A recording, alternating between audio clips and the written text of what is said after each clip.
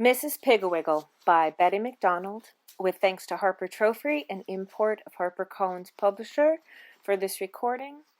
This is the Wellfleet Public Library for all the children and grown-ups of Wellfleet, especially the 2nd and 3rd grade classes of Wellfleet Elementary School. Chapter 8, The Fighter-Quarrelitis Cure. Joan Russell opened her blue eyes and saw that it was morning. She also saw that her twin sister, Anne, was still asleep. Joan reached over and gave Anne a little pinch. "Wake up, Anne," she said, making her voice scary and urgent. "Wake up quickly! There's a big black spider in the bed, and it's on your side!" And Anne awoke with a squeal, leapt out of bed, stubbed her toe on the box of paint she left on the floor the night before, banged her funny bone on the door, and went screaming into her mother and father's room. "Mom! Dad! There's a big black spider in our bed on my side! Mom! Dad!" Mrs. Russell sighed, sat up, and reached for her robe. She said in a low, calm voice, "Anne, you didn't fall for that old trick again, did you?" Anne grabbed her mother's arm and jumped up and down, squealing, "But Mom, Joan said so! It's a big black spider!" And Mr. Russell turned over and yawned, and he said, "Oh! Stop jumping and squealing and listen. If there is a big black spider in the bed, and it is highly unlikely, then why is Joan lying in there, staring at the ceiling and waiting to be bitten and to be spanked?" he added in a loud voice. Anne stopped squealing and listened gravely to her father. But when he finished speaking, she said, "But Joan said there was a spider, Daddy. She said there was." And her daddy said, "Last one dressed gets the littlest melon." And he jumped out of bed and chased Anne out of the room, roaring like a lion. And Mr. Russell sang gaily in his shower, but Mrs. Russell frowned as she dressed, for from the children's room she could hear, "That's my sock! Give it to me! 'Tis not! It's mine! Give it back!" "Mother, Anne's slapping me!" "That's my skirt! You're putting on my skirt! Give it to me! It's not! It's mine!" "No, that's mine! No, it's mine! 'Tis not! 'Tis too! It's mine! It's mine! No, it's not! No, it's not!" Slap, bang, crash, running steps. "Mom!" And Mrs. Russell said to herself, quarreling, from the minute they get up until they go to bed at night.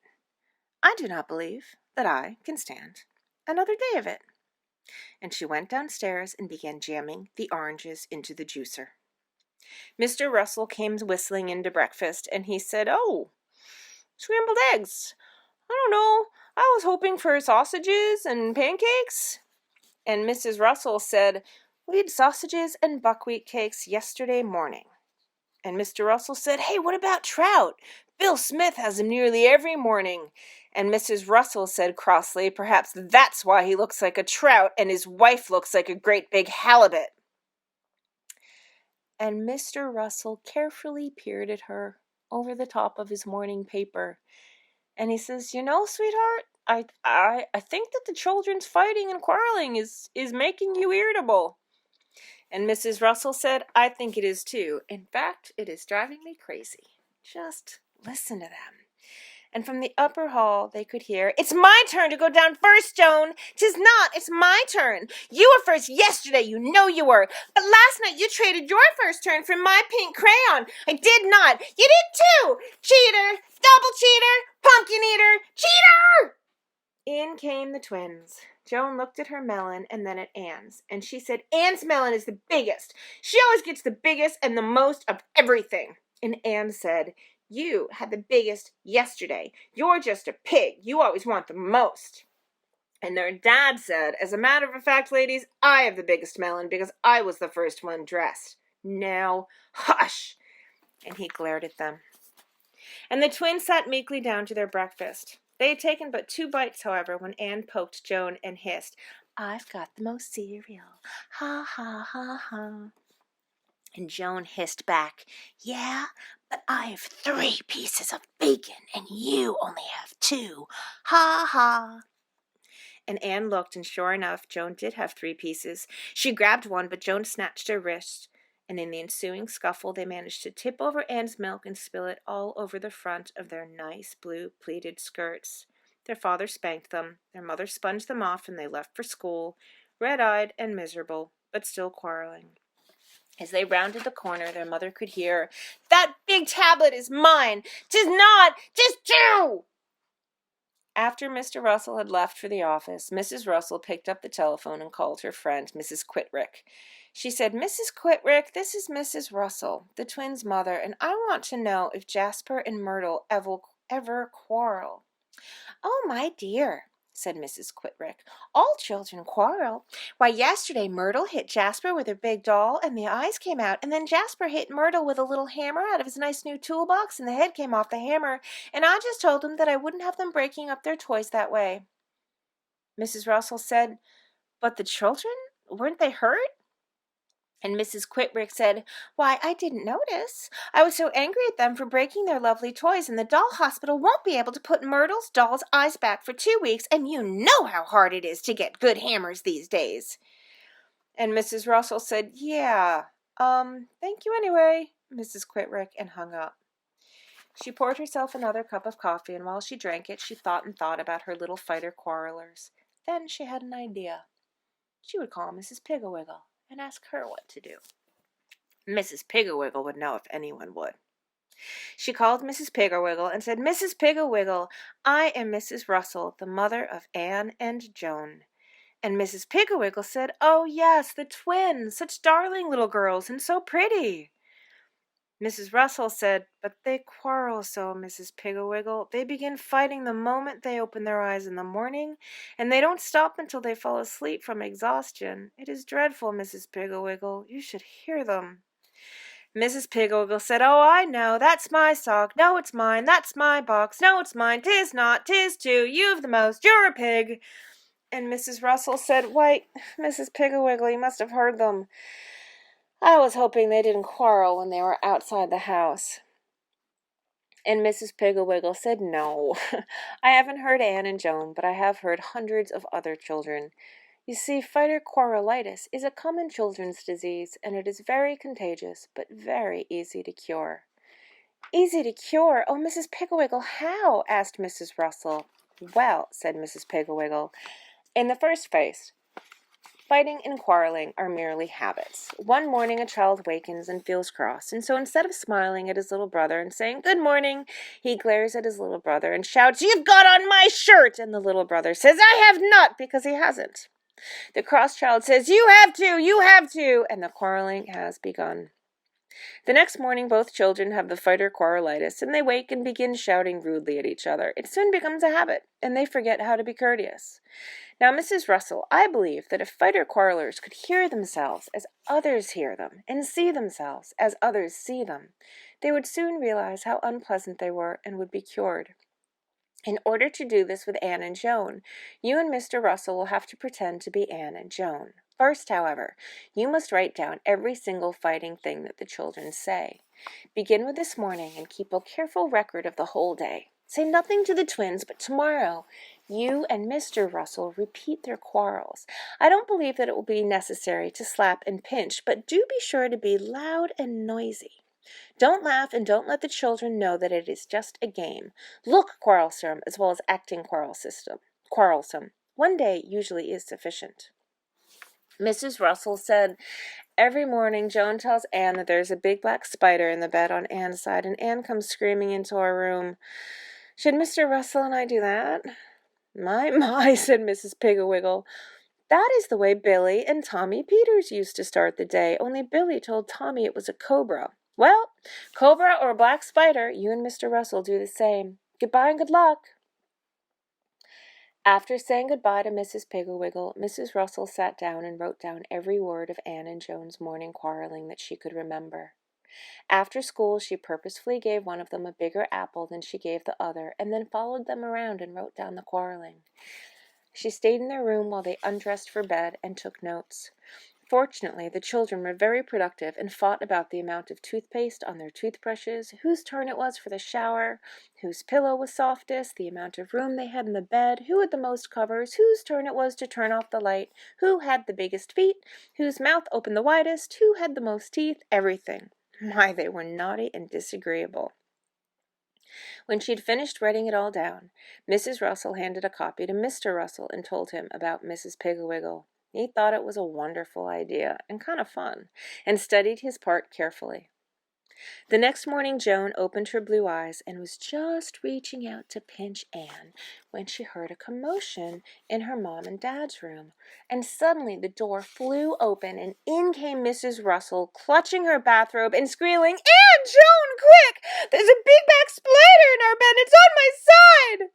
And Joan said calmly, "How do you know there's one? Did you see it?" And Anne awoke, and out of habit she leapt out of bed and ran for the door, squealing. Her mother squealed louder, and Anne, surprised, asked her what the trouble was. Her mother began pounding on the bed and yelling, "There's a big-back spider in our bed on my side! Dad said so! He saw it!" And Anne said, "But, Mom, if there's a spider in the bed, why is Daddy still in there?" And her mother paid no attention to her, but continued to squeal, "Dad said there was! I'm scared! Ah!"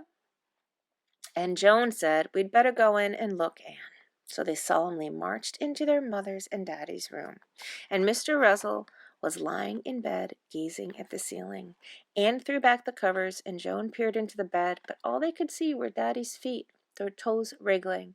And Anne said sternly, "Why did you scare Mom that way, Dad?" And Mr. Russell said, "Was she scared?" and jumped out of bed and ran into the bathroom, shouting at the top of his voice, "Ha ha, I'm first for the shower!" At that, Mrs. Russell came flying in from the twins' room and began pounding on the bathroom door, yelling, "It is not your first turn, it's mine! You traded me your first turn yesterday for a new golf ball!" Mr. Russell laughed rudely and called out, "Too bad for you, I've got the door locked." And Mrs. Russell kicked at the door and shouted, "Cheater! Cheater! Cheater!" Anne and Joan looked at each other. Their eyes were round with amazement. Anne whispered, "Let's get dressed." And Joan said, "Yeah, let's hurry." And they tiptoed out of the room, closing the door carefully behind them. While they dressed, they could hear their mother and father quarreling. When Mr. Russell came out of the shower, Mrs. Russell said, "You used my towel." "That's my towel." And Mr. Russell said, "'Tis not, it's mine." And Mrs. Russell said, "'Tis not, it's mine." And Mr. Russell said, "That's my shirt. You've got on my new t-shirt." And Mrs. Russell said, "Well, you wore my golf sweater." And Mr. Russell said, "Take off my new shirt." And Mrs. Russell began to bawl, and she sobbed, "You wore my golf sweater, and you promised me that I could wear the shirt. You're a pig." And Mr. Russell said, "All right, baby, wear the old shirt." At breakfast, Mr. Russell took a little ruler out of his pocket and measured the grapefruit, and then he took the biggest. Mother snatched it away from him and spilled coffee on the new t-shirt. Mother served the scrambled eggs and gave herself a large heaping plate and Dad a small serving. Dad looked at both plates and said, "Pig!"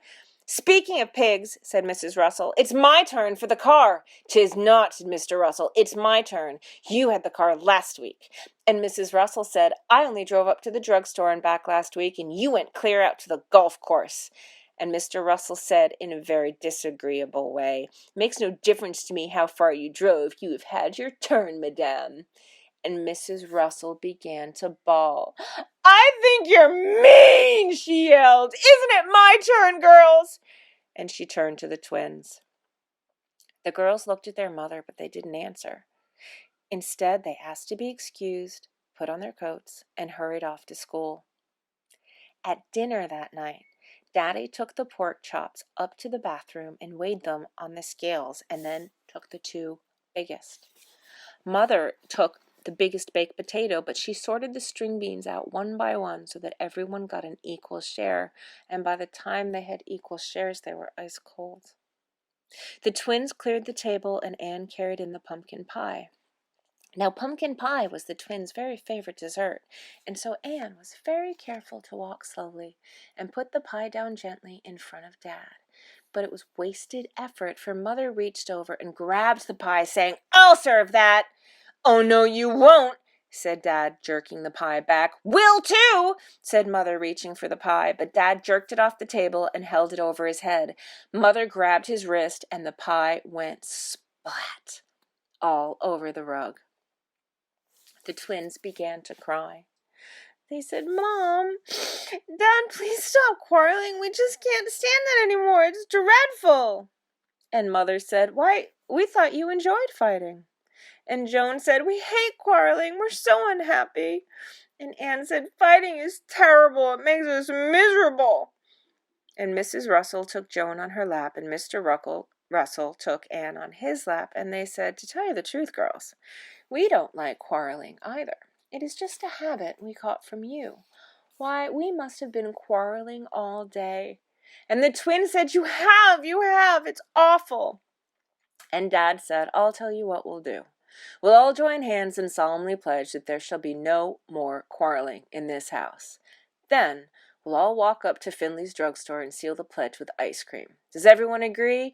"We all agree," they shouted. So they joined hands and said, "I do solemnly pledge that I will not quarrel or fight in this house ever again." Then they walked up to Mr. Finley's drugstore and had ice cream sodas. And even though Anne saw Mr. Finley put 3 scoops of ice cream in Joan's soda and only 2 in hers, and even though Joan saw Mr. Finley put 2 scoops of strawberry in Anne's soda and only 1 in hers, they neither of them said a word. The Fighter-Quarrelitis was cured. The end.